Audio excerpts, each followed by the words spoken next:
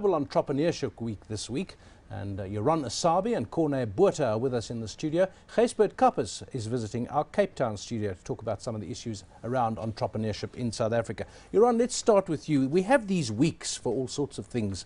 Yesterday was International Man's Day and International Toilet Day, for example. And you wonder what happens on these days that's going to make it different.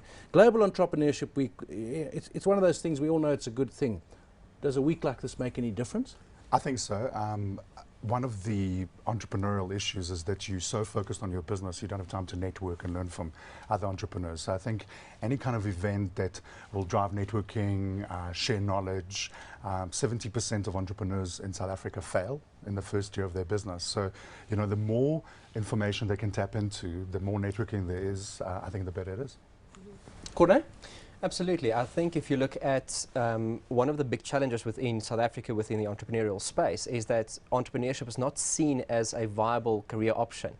So, and I mean, globally, I think that's a very similar type of thing when people are still looking at becoming a lawyer or a doctor. So a week like Global Entrepreneurship Week really encourages people, young people, to really step up to say, you know what, there's more than just, you know, following a corporate dream. It's really about, you know, establishing your own corporate empire. Gysbert, let's bring you in. You're sitting in our Cape Town offices. You've heard the comments that we have got from Yaron as well as Corne with regards to networking, entrepreneurship not being a very viable option or people viewing it as not viable. Your thoughts on this? Look, I have to agree with Yaron. I think that a focus on entrepreneurship is definitely necessary in South Africa, particularly in our space. I think I have to also agree that unfortunately today many people choose not to go the entrepreneurial route and choose to go into a corporate environment, and it is a global trend, unfortunately. I read a statistic recently that between the 30 to 35-year-old space in Europe, entrepreneurship is not on the radar screen. So I think a focus on it is necessary, and to Yaron's point, it really allows people to network. It allows you to speak to industry experts, perhaps open channels that you hadn't considered before. Entrepreneurship isn't for the faint-hearted. It's tough, but if you get it right, it's an unbelievably rewarding experience. Yaron, we've had a couple of conversations in the studio, as it happens in the last week, the difference between a contractor or a freelancer, someone who sells his services, and someone who's actually building a business. Now, where do we sit, and what's your experience of this? Where do we sit where you're not going to create jobs if you just act as a contractor? You have to employ people to build a business and therefore create jobs. Absolutely. I think some of the new jobs that are coming with the evolution of technology have never been defined before. So you could never go to school or go to university to get the right qualifications for these jobs. So you have a lot of niche contractors and specialized skills, and I think they're very necessary.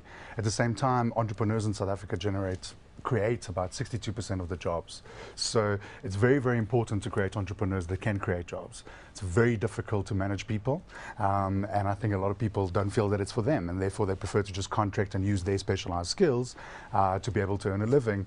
But we need to encourage more entrepreneurship in South Africa and in Africa to be able to create more jobs, because we have such a high unemployment, and entrepreneurs create more jobs than corporates, actually. In fact, corporates, big corporates shed jobs. Exactly. They shrink. Exactly, exactly. So and at that point, often what happens when there's a huge retrenchment, let's say, at a big mobile network operator, as there were recently in the last couple of weeks, you know, those people who spent a lot of time in a corporate job now all of a sudden are forced to become entrepreneurs, and they're looking at their specialized skills and they need to create a business. So I think it would be a lot better for the economy if we had to encourage entrepreneurship, if we had to support entrepreneurs, and I think we're not doing enough. I think the government's not doing enough. I think in India and Philippines and other emerging economies, there's a lot more work that's being done to help entrepreneurs grow, support them. There's some great initiatives in South Africa, and we've had some unbelievably successful entrepreneurs like Mark Shuttleworth, and Dimension Data as a corporate has you know, gone global, and we really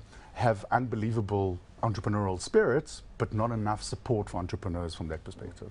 Corne, what would you like to see more of being done?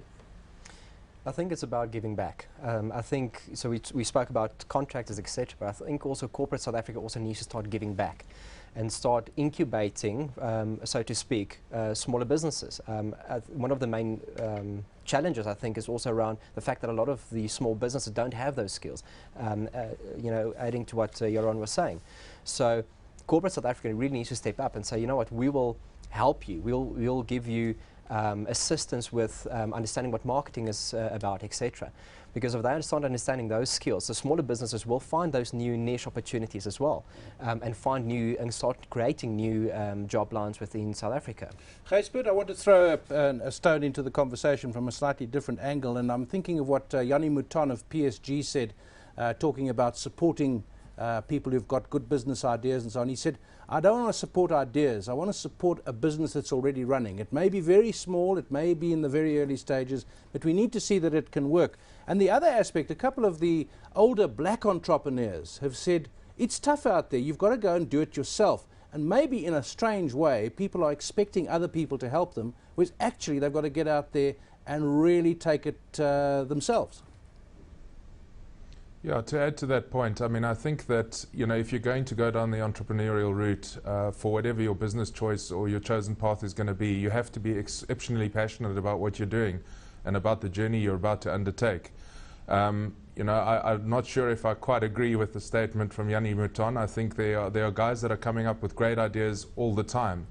One thing which is very clear is if you look at the more established developed markets like the United States and Canada specifically, they've done a great deal of work in terms of creating an ecosystem whereby universities are entrenched with venture capitalists and government in order to promote entrepreneurship, so to make the barriers less aggressive to climb. And I think where you're finding these kind of ecosystems working very well, entrepreneurship is really flourishing. I think I agree with Yaron and with Corne. I don't think enough is being done in South Africa from a government perspective. Not that one can expect it, but the bureaucracy and everything involved with trying to get some kind of assistance from parastatals is almost impossible. And to Yaron's very earlier point around networking, you know, you've got to surround yourself with an extremely strong network, whether that be through finance requirements or through assistance in terms of doing cash flows and doing projections about what you're doing, and to understand the competitive landscape you might be getting involved in. The one thing also is that I have to add is that I think as South Africans we're quite bad at celebrating the guys that have done exceptionally well.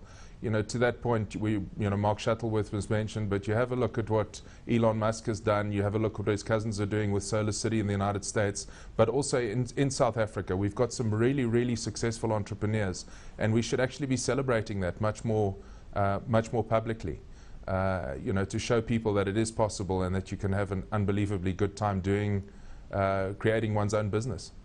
Well, that's three experts on entrepreneurship. Yaron Assabi, who's the founder of Digital Solutions Group, Corne Botha, Head of Marketing at Raizcorp, and Gysbert Kappers in Cape Town. He's the Chief Executive at Wyzetalk.